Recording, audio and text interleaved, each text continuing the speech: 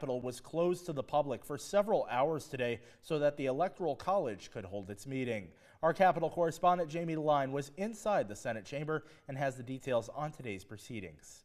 The Electoral College is a part of the presidential election process. New York's electors are made up of state leaders, including Governor Kathy Hochul, Senate Majority Leader Andrea Stewart-Cousins, and Assembly Speaker Carl Heastie, among others, who cast ballots for President and Vice President of the United States. The state Electoral College accomplished its goal. Even though Donald Trump won the presidential election, all of New York's 28 electoral votes went to Vice President Kamala Harris and her running mate Tim Walz because they won the state on Election Day. To be able to cast that ballot for the first black woman, the first Asian woman as President of the United States, even though I know that she won't be being sworn in come January.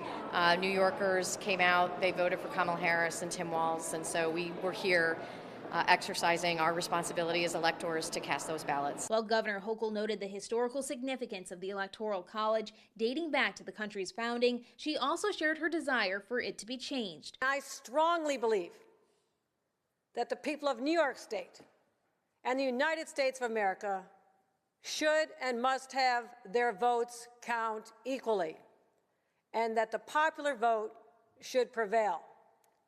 It's time to amend the Constitution and relegate the institution of the Electoral College to the history books. For a constitutional amendment to happen, Jeffrey Weiss, a professor at New York Law School, says 2/3 of the states would have to agree on it. He also explains another way the process could be changed. There are different proposals that are being sought across the country that states can group together and award their votes based on the proportion of the vote that goes to the presidential candidate, so that, let's say all of New York's 28 votes don't have to go to one candidate or another. The next step in the electoral process is for Congress to certify the final vote on January 6th. Reporting in Albany, I'm Jamie DeLine.